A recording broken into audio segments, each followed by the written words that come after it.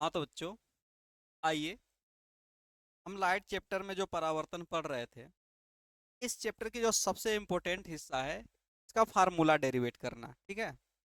Formula derivative करने से पहले हम जान लेंगे, ठीक है, इसमें चिन्ह परिपाटी क्या होता है। अब चिन्ह परिपाटी का मतलब ये है कि मैं आपको बता दूं फिर से। चिन्ह परिपाटी, चिन्ह, समझिएगा बात को। अगर मान लीजिए हमारे पास एक दर्पण है इस तरह से, और मैं आपको पहले भी बता चुका हूं कई चीजें, ये पोल होता है। ठीक।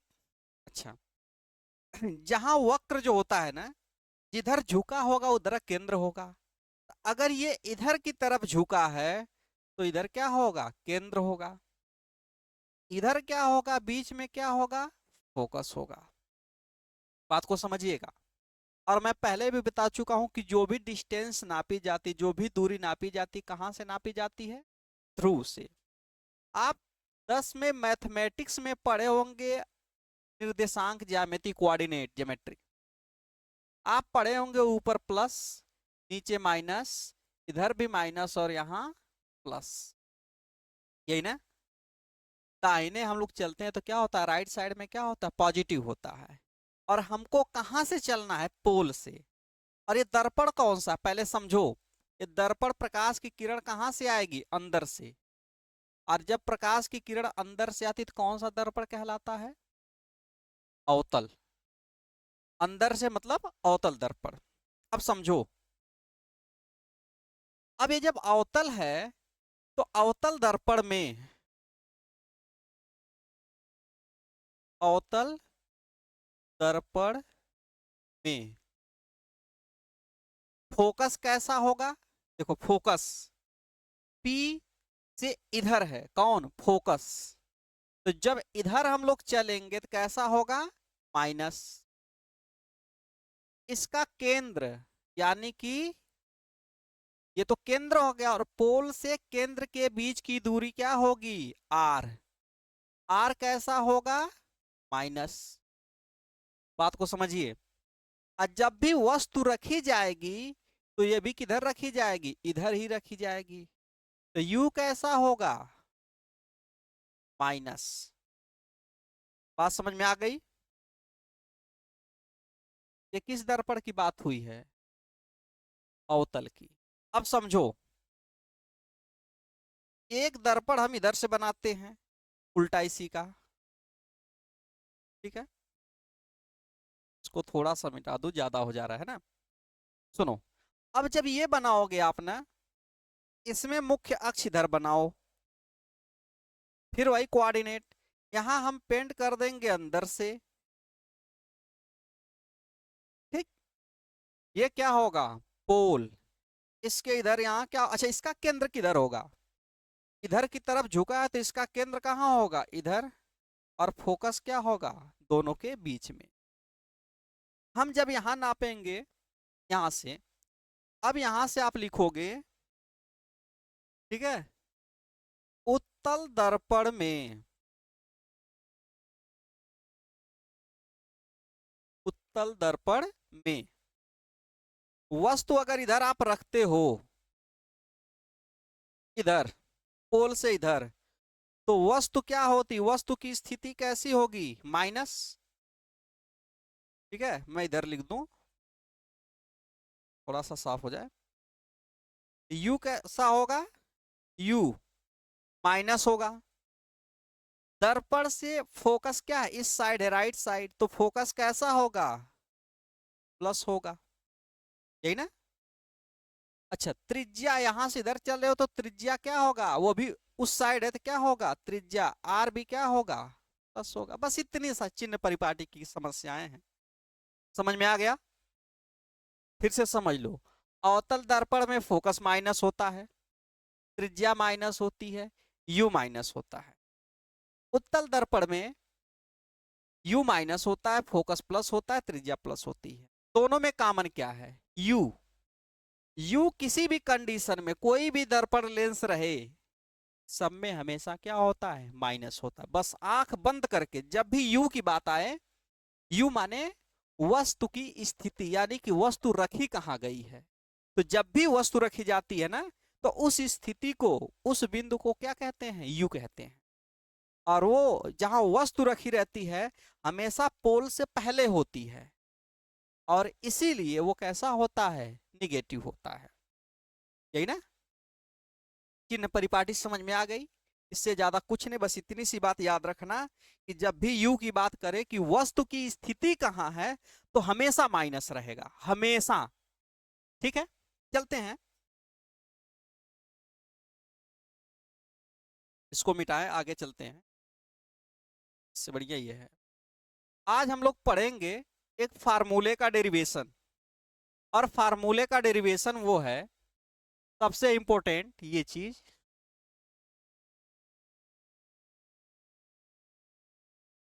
ठीक है, अब कहेंगे फार्मूले का डेरिवेशन कैसे करेंगे। ठीक है, आपने एक फार्मूला सीखा होगा या नहीं पढ़े होंगे तो पढ़ लीजिए आज। 1/f बराबर 1/u प्लस 1/v, ये फार्मूला। इस फार्मूले से दर्पण का फार्मूला, अच्छा एक बात याद रखना है, दर्पण की बात हो रही है, दर्पण में कहेंगे क्या करने के लिए फार्मूला हम जनरेट कर रहे हैं, बना क्यों रहे हैं।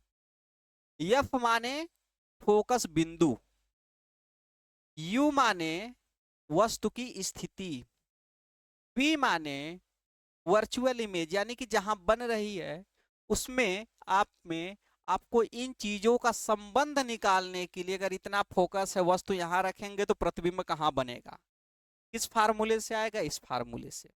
ठीक, प्रतिबिंब यहां बना है, फोकस दूरी ये है, वस्तु कहां होगी ये है।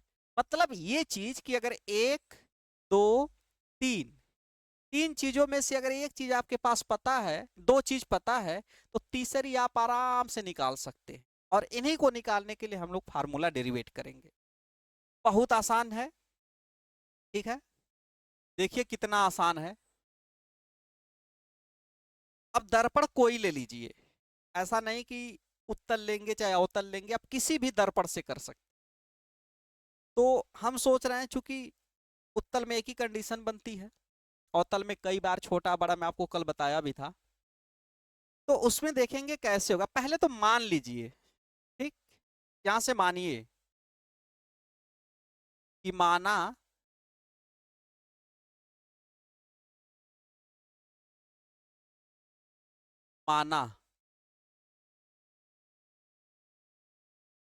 वस्तु की स्थिति यू है, यही ना, वस्तु की स्थिति कहाँ है, यू है, यानी कि दर्पण से यू दूरी पे रखी गई है। जिस दर्पण या जिस अवतल दर्पण की फोकस दूरी, दर्पण की फोकस दूरी कितनी है, एफ है, और प्रतिबिंब कहाँ बना रहे हो आप, बना लो कहीं, प्रतिबिंब वी पर बनता है।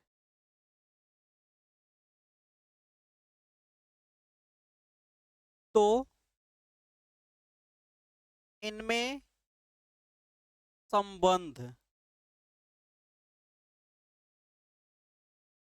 होगा। ये तो मान लिए, हम मानते क्यों हैं, ताकि हम जाने कि हम किस चीज को क्या कह रहे हैं। ठीक, सोचो अवतल से बात कर रहे हैं, उत्तल से भी कर लेंगे, क्या दिक्कत है। एक हमारे पास इस तरह से बना दिए दर्पण, ये बना दिए मुख्य अक्ष। यहाँ पे हम लोग, यहाँ पे क्या होगा, सी होगा, इसके बीच में एफ होगा, ये होगा पी। अब समझिए, हम एक व्यक्ति को यहाँ रखते, खड़ा करते हैं, अभी मैं बताया था पिछले लेक्चर में, यहां से एक प्रकाश की किरण जाएगी, वापस कहां से होगी? फोकस से। हो गई R1, मान लो कि ये रे फर्स्ट गई और यहां से हो गई वापस। मैं बताया था कि दूसरी जो किरण होगी वो कहां से वापस आएगी? वो तुरंत आएगी कहां से?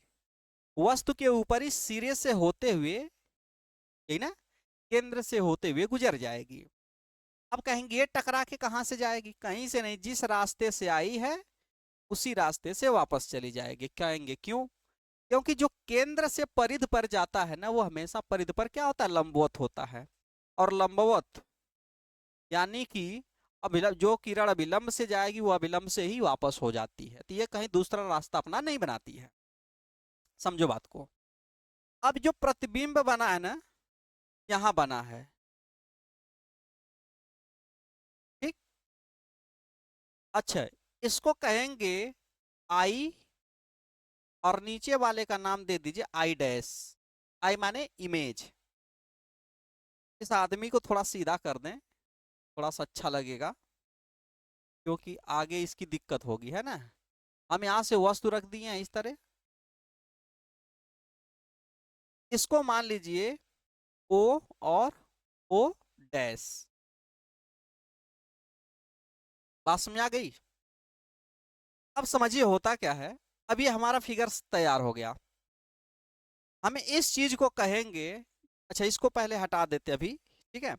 अब थोड़ा सा फार्मूला डेरिवेशन शुरू कर दिया जाए, है ना, यहां से।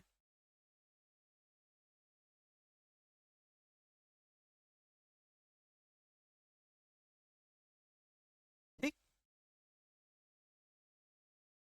अब मैं थोड़ा सा इस चीज को छोटा कर दूं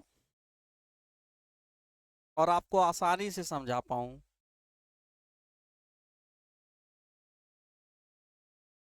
ठीक है, इसको मैं यहाँ कर देता हूँ, तो भाई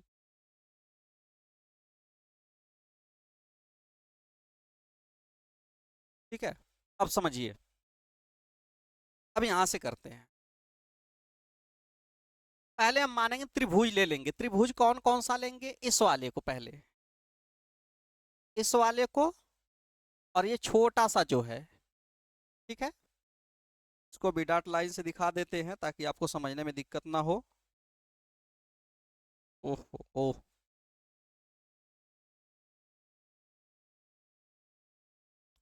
एक बिंदु यहाँ बना दी, इन दोनों को लेके चल, ठीक है। लिखेंगे त्रिभुज, बड़े वाले का नाम क्या है? ओ, ओ डैश सी, ओ, ओ डैश सी, तथा इस छोटे का नाम क्या है? आई, आई डैश सी में। इन त्रिभुजों में लेके चलेंगे। जब इन त्रिभुजों में लेके चलेंगे तो पहली बात जब समझिएगा, जब इस तरह से कोई चीजें हों, इस तरह से, तो ये वाला कोण क्या होगा? बराबर होगा। क्यों? क्योंकि शीर्षाभिमुख कोण है, अपोजिट एंगल है, यही ना। हिंदी में इसको शीर्षाभिमुख कहते हैं। तो सोचो, अच्छा कोण को किससे दिखाते हैं? तीन बिंदु से, तीन नाम से। जैसे कोण, जिस कोण को दिखाना होता है उसे बीच में, जैसे हमको ये सी वाला कोण दिखाना है, ओ सी ओ डैश, ये भी कह सकते हैं ओ डैश सी ओ, ओ सी ओ डैश।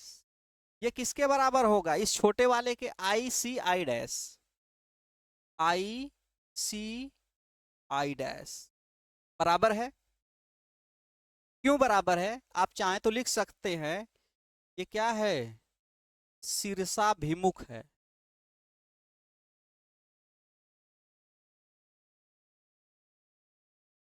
भिमुख कोण है। पास में आ गई। ये वाला कोण और ये छोटा सा जो कोण है, ये हमेशा क्या है? लंबवत है। 90 अंश का तो लिखेंगे इस कोण को। अभी मैं बताया हूं कि जिस कोण को दिखाना होता है उसे क्या लिखते हैं? बीच में। हमको ओ पे दिखाना है तो ओ डैश ओ सी बराबर, इसका नाम क्या होगा? C I I dash, C I I dash. दो कोण है तो तीसरा कोण बराबर होगा, त्रिभुज का नियम होता है। त्रिभुज में अगर दो कोण बराबर हो तो तीसरा अपने आप बराबर हो जाता है। तो कोण तीसरे वाले को भी ले लो, तो तीसरा कौन बच जा रहा है, ये, ठीक है, और ये। तो लिखेंगे ओ, ओ डैश सी बराबर किसके है, सी आई डैश आई। ठीक। अच्छा, अब जब ये बन गया ना, ये क्या हो गया, अच्छा इनको सिद्ध करना होता, क्या करना, समरूप। दो चीजें समझिए, समरूप क्या है और सर्वांग सम क्या होता है। मैं यहां लिख दूं थोड़ा सा, समरूप क्या होता है, सर्वांग सम क्या होता है। समरूप और एक होता है सर्वांग सम, ये मैथ का है। सम माने होता है समान, रूप माने रूप, जिसका समान एक सकल रूप हो उन्हें क्या कहते हैं, समरूप कहते हैं। दोनों मेरे हाथ हैं, जैसे मेरा हाथ है, किसी छोटे बच्चे का हाथ ले लिए, दोनों हाथ क्या होंगे, एक जैसे हैं। बात समझिए, दोनों हाथ एक जैसे हैं तो क्या है, समरूप है। लेकिन अगर दोनों हाथ पूरी तरह से एकदम बराबर हैं तो क्या होंगे, सर्वांग सम होंगे। इसका नाम होता है सर्व माने सभी अंग समान, जिसके सभी अंग समान हो उसे क्या कहते हैं, सर्वांग सम कहते हैं। और सर्वांग सम में एक एक हिस्सा एक दूसरे के बराबर होता है, लेकिन समरूप में बस एक जैसे होते, बराबर होना जरूरी नहीं होता है। बात समझ आ गई। जैसे छोटे बच्चे का हाथ हमारे हाथ के जैसा है, वो क्या है, समरूप है।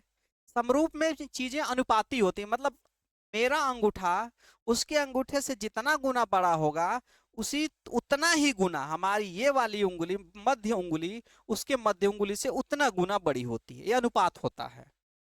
बात समझ आ गई। ये मैथमेटिक्स का नियम होता है, समरूप इसी को कहते हैं। अब देखिएगा, जब तीनों चीज बराबर हो जाती हैं, ये चीजें क्या हो जाती हैं, समरूप।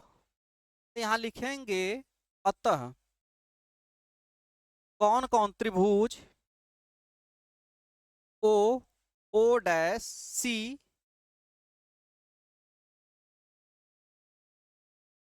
समरूप है किसके, आई, आई डैश सी के। समरूप हो गया। जब समरूप हो जाएंगे तो भुजाएं अनुपातिक हो जाएंगे, मतलब इसका ये वाला अंगूठा इसके जितना गुना बड़ा होगा, उसकी मध्य उंगली भी उतना गुना बड़ी होगी। तो कहेंगे इसका बड़ा वाला, इसका लंब कौन है, ओ, ओ डैश, अनुपात इससे भाग दे दी छोटे वाले से। ठीक है। आप चाहे तो उल्टा भी कर सकते हैं, यानी कि पहले इसको लीजिए फिर इसको लीजिए, किसी को ले सकते हैं। ठीक है। तो इसको ले लीजिए, क्या करना है, छोटे वाले को पहले ले लीजिए। छोटे वाले का लंब क्या है, आई, आई डैश, और इसका लंब क्या है, ओ, ओ डैश, बराबर, जितना गुना, जितना ये वाला इसका जितना गुना बड़ा होगा उतना ये वाला इसके बराबर होगा। तो क्या हो जाएगा, आई सी आधार, और इसका क्या हो जाएगा, ओ सी। इसको समीकरण क्या मान लेंगे, एक। बात समझ आ गई। आप इसको नोट कर लें, फिर आगे चलते हैं। एक बार यही काम एक बार और करना है, अभी हम इनमें किए हैं, अब ये चीज इन दोनों में करना है। ठीक है। आप इसको नोट कर लें, इसकी जरूरत बनेगी। ठीक। अच्छा,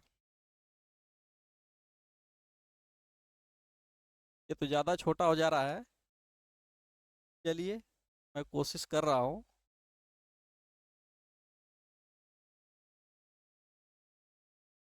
ठीक है। अब समझिए,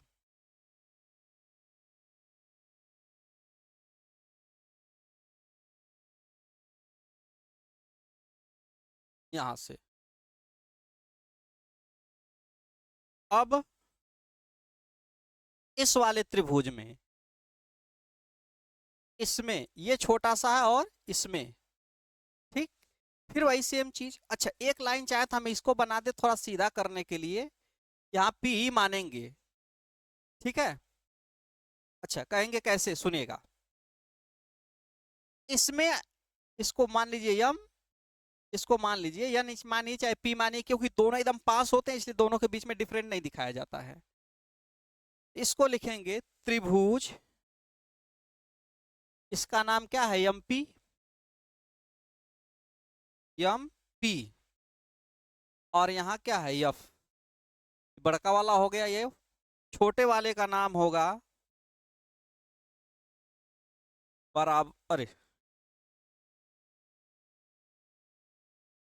तथा इस छोटे वाले का नाम क्या है, एफ आई आई डैश। अच्छा, इसको क्यों लेके चल रहे, कॉमन है दोनों में, ठीक है। इस फिगर को थोड़ा सा मैं अगर और बड़ा बना दूंगा, इस वाले को देखिए इस तरह बना हुआ है, आपको और आसानी से समझ आ जाएंगी चीजें। ये है, यहाँ आई बनाए हैं, आई डैश है, यहाँ एफ है, यहाँ एम है, यहाँ पे पी है। देखो ये कोण इस कोण के बराबर होगा कि नहीं होगा, अपोजिट एंगल है, दिशाभिमुख कोण। हम कहेंगे सेम चीज से, अच्छा कोण का नाम लेने के लिए तीन चीज लगता है, तीन अक्षर। जिस कोण को दिखाना होता है उसे बीच में लिखते हैं, तो एफ को दिखाना इस वाले को, एफ पे है तो एफ को बीच में लिखेंगे, I F I W, I F I W A dot, बराबर ये एम एफ पी, यानी एफ वाले को इसको दिखा रहे हैं, एम एफ पी। क्यों बराबर है, फिर वही कहानी, कौन जो अभी हम लोग किए थे, शीर्षा भिमुख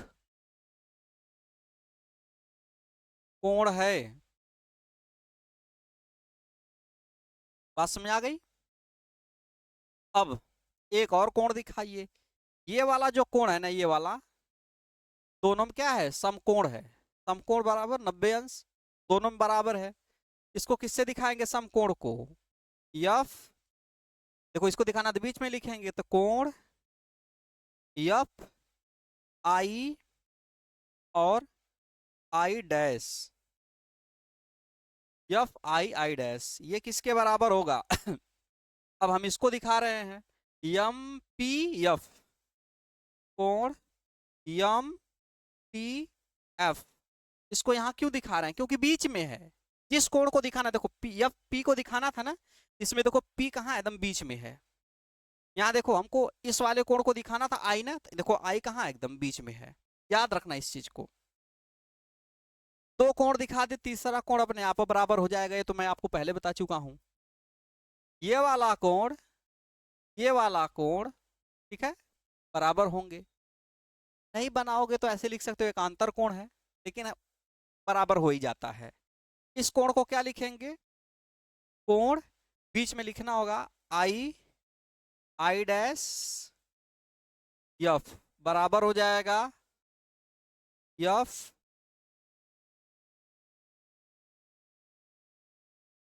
एफ एम और पी।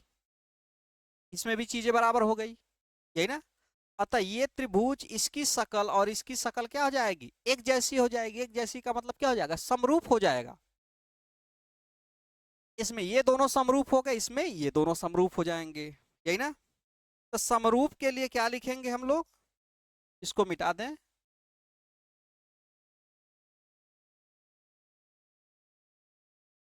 यहां से, अतः त्रिभुज कौन कौन, नाम यही वाला पूरा उठा लीजिए। इसको इसको समरूप दिखाना था तो इसको उठाए थे, इन दोनों को समरूप दिखाना फिर उसी को उठा लीजिए जो था। ये हो जाएगा एम पी एफ, समरूप किसके हो जाएगा, एफ आई आई डैश, समरूप हो गया। इसमें भी समरूप हो गया तो भुजाएं क्या होंगी, अनुपातिक हो जाएंगी। अनुपातिक का मतलब वही गुना वाली कहानी, ठीक। तो इसका लंब क्या है, एम पी, और बटा इसका क्या है, आई आई डैश, बराबर लंब हो गए। अब बड़े वाले का आधार, बड़े वाले का आधार क्या है, एफ पी, छोटे वाले का आधार क्या, आई आई एफ, यही ना। एक चीज आपको एक चीज और बता दूं, देखो ये रेखा समांतर गई है, तो जितना बड़ी ये होगी उतना बड़ा ये भी होगा, क्योंकि मैं आप सुबह में बताया था कि समांतर का मतलब होता है जहां हर जगह अंतर क्या हो, बराबर हो। अंतर का मतलब यहाँ दूरी जितनी होगी उतना दूरी यहाँ होगी, उतना दूरी यहाँ होगी, हर जगह क्या होगी, बराबर। यानी ये वाली लाइन इसके क्या होगी, ओ ओ डैश एमपी के बराबर होगी। तो आप लिख सकते हैं ओ ओ डैश बराबर क्या हो जाएगा, एमपी। समांतर है, तुरंत इसी को उठा के रख दीजिए। तो एमपी की जगह क्या रख सकते हैं, ओ। ठीक है, या अगर इस तरह नहीं लिखना चाहते हैं तो आप इसको समीकरण क्या मान लीजिए, तो एमपी का मान समीकरण किस में रखा जाए, 2 में रखने पर। अच्छा, इसको क्यों रख रहे हैं जानते हो, क्योंकि रख देंगे तो हमारा इस वाले का हिस्सा क्या है, ओ डैश में आया है, तो इसका भी आ जाएगा, यही ना। इसको तो एक चीज मैं उल्टा लिख दिया हूं, उसका आधार लिखा हो ना तो बड़ा, थोड़ा सा इसको उधर कर दीजिए, उल्टा है ना। पहले छोटे वाले का इसमें लिए तो उसमें भी पहले छोटे वाले का ही लेना होगा। छोटे वाले का क्या है, लंब, आई आई डैश बटा बड़े का क्या हो जाएगा, यम पी। छोटे का आधार आई एफ, बड़े का आधार एफ पी, समीकरण 2, यही ना। अच्छा, ओ ओ डैश बराबर किसके हो जाएगा, एम पी का मान रख दीजिए, इसमें समीकरण 2 में रखने पर, यानी कि एमपी की जगह क्या रख दीजिए, ओ डैश रख दीजिए, क्या हो जाएगा, आई आई डैश बटा ओ ओ डैश, और बराबर हो जाएगा आई एफ बटा एफ पी। इसको समीकरण क्या मान लीजिए, 3 मान लीजिए। आप यहां तक कर लिए हैं, आपका पूरा काम मान के चलिए खत्म हो गया है। आप इसको स्क्रीनशॉट कर लीजिए, जो भी नोट करना है, फिर मैं इसको कुछ मिटाऊंगा, ठीक है। हो गया, दोनों समीकरण बस याद रखिएगा, हो गया। कुछ चीजों को मैं मिटा दे रहा हूं, ठीक है, समीकरणों को छोड़ के बाकी मिटा दे रहा हूं, अभी बताऊंगा क्यों। हमें इसकी कोई जरूरत है नहीं।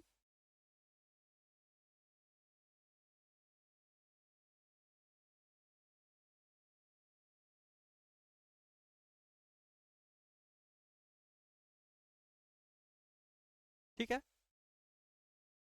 और यहां से भी कुछ चीजों की जरूरत है नहीं हमको, ठीक है। अब समझिए हमारे पास क्या बचा है, समीकरण 1 और 3 मिल गए। हम इसको क्यों लाए हैं, अब हम चाहें तो देखो इसका, इस वाले का, इसका ये हिस्सा यानी कि लेफ्ट साइड, और इसकी लेफ्ट साइड क्या है, बराबर है ना। तो राइट साइड के बराबर होगी, क्यों नहीं होगी, होगी यार, मैं बता रहा हूं क्यों हो। एक एग्जांपल छोटा सा लो, अगर कोई चीज ले रहे हो, कोई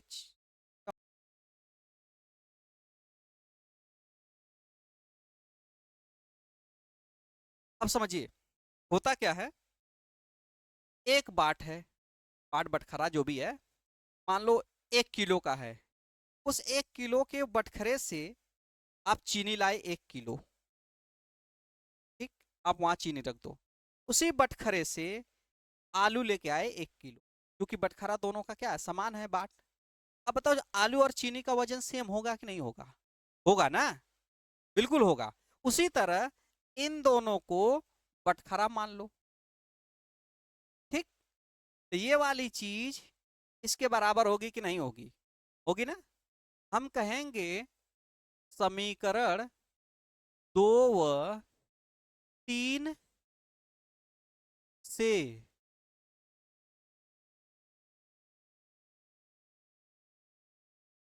दो व 3 से, बात समझ आ गई।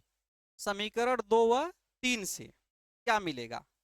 इस वाले का हिस्सा ये उठा लीजिए, IC बटा OC, उसका हिस्सा उठाइए, क्या है? IF बटा FP। हो गया? बस इतना जब समझ गए आप, अब इन दोनों को मैं मिटा दे रहा हूं, इनका कोई काम है नहीं, बस आपको समझाने के लिए इनको रोक रखा था, खत्म इनको करते हैं। ठीक है, बात समझ आ गई? इस फिगर को मैं अब थोड़ा बड़ा करूंगा क्योंकि अब इसकी जरूरत पड़ गई।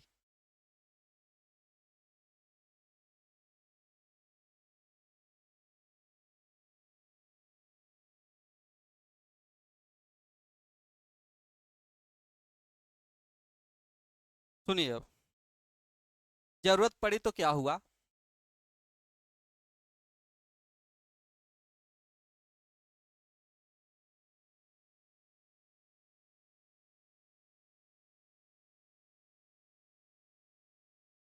अब देखो, मैं आपको बताया हूं कि जहां वस्तु रखी रहती है उसे किससे दिखाते हैं? यू से।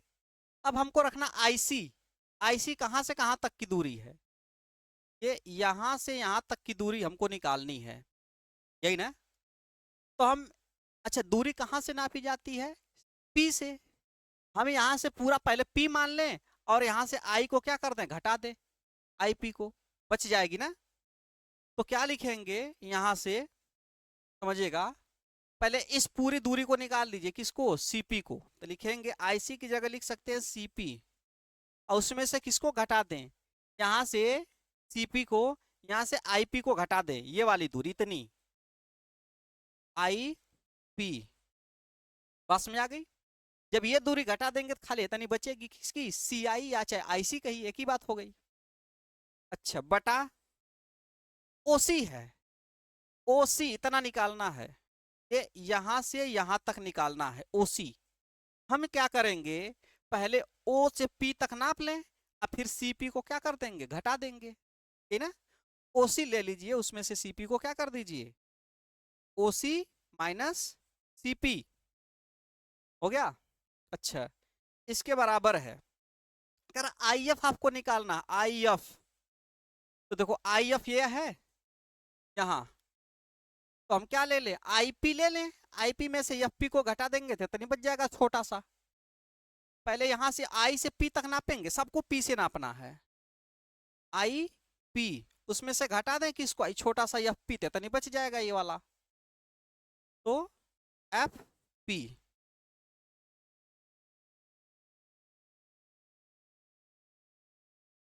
आई है, ठीक। नीचे क्या हिस्सा बचा? हमको एफ पी रखना है, तो एफ पी क्या खुद पी से है? एफ तो खुद पी से है ना, तो इसमें पी से है, तो इसमें कोई जरूरत है ही नहीं कुछ करने की। सवाल जान लो कि लगभग पहुंच चुके हो जहां तक हमें पहुंचना है। अब समझो आप, ठीक, जहां वस्तु रखी रहती है उसे किससे दिखाते हैं? यू से। वहां लिख दिए हैं, देखो वस्तु कहाँ रखी? यहाँ, और इसको क्या नापेंगे? पी से। इसे किससे दिखाएंगे? यू से, यही ना? आई, आई माने इमेज, आई मीन्स क्या? इमेज, इमेज माने प्रतिबिंब, प्रतिबिंब जो आई पी, ये जो बना इसको किससे दिखाएंगे? वी से। और जहां एफ है वो तो फोकस है ही, ये दूरी क्या कहलाएगी? यहां से यहां तक एफ कहलाएगी, और हर दूरी किससे नापेंगे? तो पी से।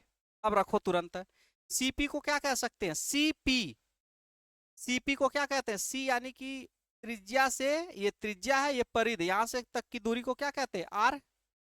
तो सीपी को क्या लिख सकते हैं? आर। माइनस आईपी को क्या कह सकते हैं? आईपी। आईपी को क्या कहेंगे? वी। ओसी को क्या कहेंगे? ओ। ओसी नहीं, एक मिनट, यहाँ ओपी होना चाहिए था, ओपी। ओपी, ओपी क्या है? वी यू है, ठीक। सीपी क्या है? सीपी, सी से लेकर पी तक क्या है? आर है, माइनस आर। आईपी क्या है? फिर आईपी बी है, माइनस एफ पी क्या है? एफ है, और फिर एफ पी क्या है?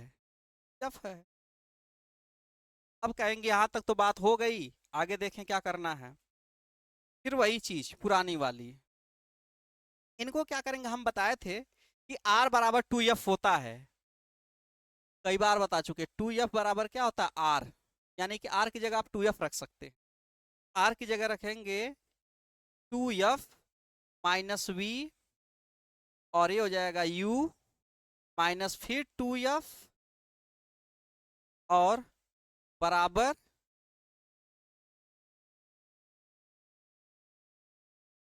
बराबर क्या हो जाएगा, v माइनस एफ बटा एफ। ठीक है, ये चीजें तो हो गई। अब हमको क्रॉस मल्टीप्लाई करना है, क्रॉस तिरछा, यानी कि जब बराबर होता था इसका जो गुणा है ना, इसका इन दोनों में करना होगा, और इसका इन दोनों का गुणा इन दोनों में करना होगा, यही नियम होता है क्रॉस का। ठीक है, तो मैं इस चीज को मिटा दूं, आप स्क्रीनशॉट ले लीजिए, मैं साइड में जा रहा हूँ, इसको स्क्रीनशॉट कर दीजिए, मैं मिटा दूं क्योंकि इसका जरूरत है नहीं अब। ओहो,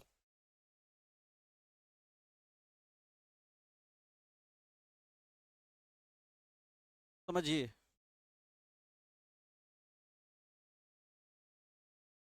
वही क्रॉस मल्टीप्लाई करना है बस। सुनो, इस एफ का पहले इस 2f में गुणा होगा तो 2, और एफ का गुणा क्या हो जाएगा, एफ स्क्वायर हो जाएगा। ये माइनस है, माइनस एफ का गुणा वी में होगा तो क्या हो जाएगा, एफ वी हो जाएगा। इसका तो गुणा दोनों में हो गया, अब इसका पहले इसका दोनों में करेंगे, फिर इसका दोनों में, तो u का v में गुणा होगा तो क्या हो जाएगा, बराबर u v। अब इसी u का गुणा किस में होगा, f में, तो माइनस एफ यू, नहीं एफ वी, उल्टा हो गया, एफ नहीं सही था, F you minus F you हो गया। अच्छा, अब देखिए, अब इससे गुणा हो गया, अब इनका गुणा इसमें करेंगे तो ये माइनस और माइनस मिलके क्या हो जाएंगे,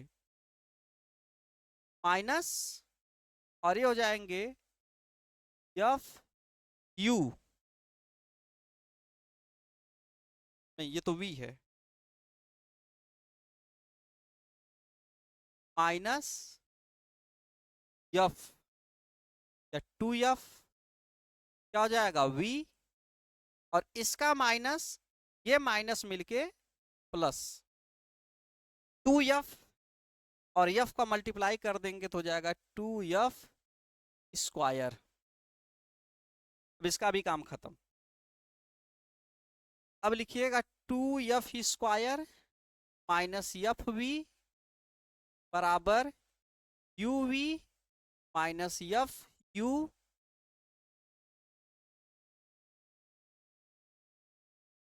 ठीक, एक्स्ट्रा बन गया यहाँ पे,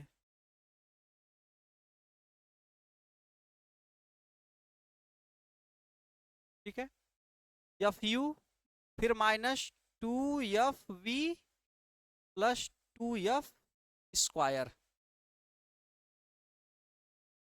जो एक जैसे उनको एक तरफ कर दीजिए, है ना, एक जैसे कौन कौन है इसको, ये देखिए प्लस है, उधर जाएगा तो क्या हो जाएगा, माइनस हो जाएगा, माइनस एफ वी बराबर you we minus F you,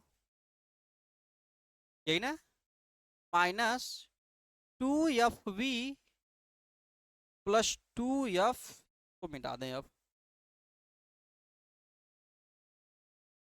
2f square, और ये इधर चला जाएगा तो क्या हो जाएगा, माइनस फिर 2f स्क्वायर। देखो 2f square minus 2f square से क्या हो गया, खत्म। अब देखो एफ भी कहीं दिख रहा है क्या एक जैसा, इनको भी एक तरफ कर दो, या तो इसी को इधर कर दो, भाई माइनस एफ भी है, इस माइनस को इधर कर दो तो क्या हो जाएगा, ये माइनस इधर आएगा बराबर के, तो क्या हो जाएगा, प्लस 2f v बराबर, ये इधर से इधर आ गया तो बचा क्या इधर, u v और माइनस एफ u बच गया। अब देखो ये प्लस है, ये माइनस है, तो दो एफ वी में से एफ वी घट जाएगा, 2 एफ वी में से एफ वी घट जाएगा, तो क्या बचेगा एफ वी, और हमेशा प्लस वाले का चिन्ह लिखते हैं, तो क्या हो जाएगा सिर्फ एफ वी बराबर 2v माइनस एफ यू। आप चाहो तो इसको इक्वेशन 4 मान लो, ठीक, मान लो। अब देखो सब में दो ही तीन शब्द हैं, एफ वी है, यू वी है, एफ यू है ना। अब हम कहेंगे समीकरण 4 में दोनों पक्षों में, दोनों साइड, अब कहेंगे ये क्यों कर रहे हैं, आसान हो जाएगा। यू वी एफ से भाग करने पर दोनों पक्षों में, दोनों साइड करेंगे, ठीक है। ठीक है, इसको नोट कर लीजिए, मैं ऊपर की कुछ चीजें मिटा रहा हूं।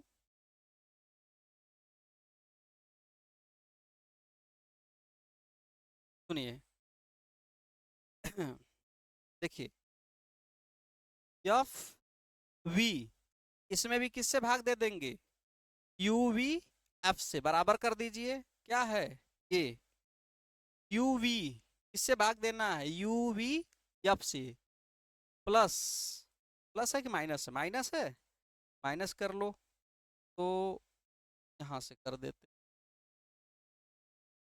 माइनस एफ यू, इसमें भी यू वी एफ से क्या कर दिया जाए भाग, सब में पूरा दोनों साइड, कुछ चीजें कैंसिल हो जाएंगी आपकी, और वो कैंसिल क्या हो जाएंगी, देखो एफ है, एफ से नीचे खत्म, यूवी है, यूवी से खत्म, यू से यू खत्म हो जाएगा, एफ से एफ खत्म हो जाएगा, बचेगा क्या यहाँ, एक मिनट, यहाँ भी वी से वी खत्म हो जाएगा, तो क्या बचा, ऊपर कुछ नहीं, मतलब एक, नीचे क्या u बराबर, इधर क्या सिर्फ f, और माइनस इधर क्या 1/v बचा।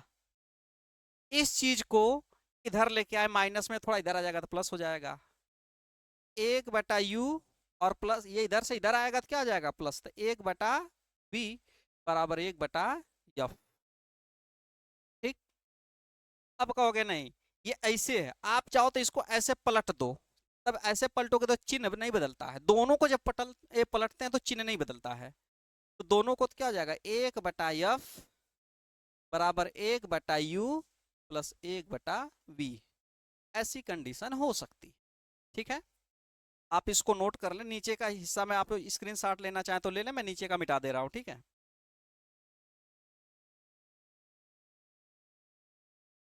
ये आपका फाइनल डेरिवेशन है, ठीक। मिलते हैं नेक्स्ट वीडियो में, क्योंकि अभी इस पे आपको अब पढ़ना क्या है, इसका यूज पढ़ना है, एप्लीकेशन, ठीक ना।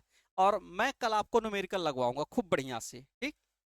न्यूमेरिकल आपका एक भी नहीं छूटेगा, एक भी प्रश्न नहीं छूटेंगे, आप इसको नोट कर लें। मिलते हैं आपसे अगले वीडियो में।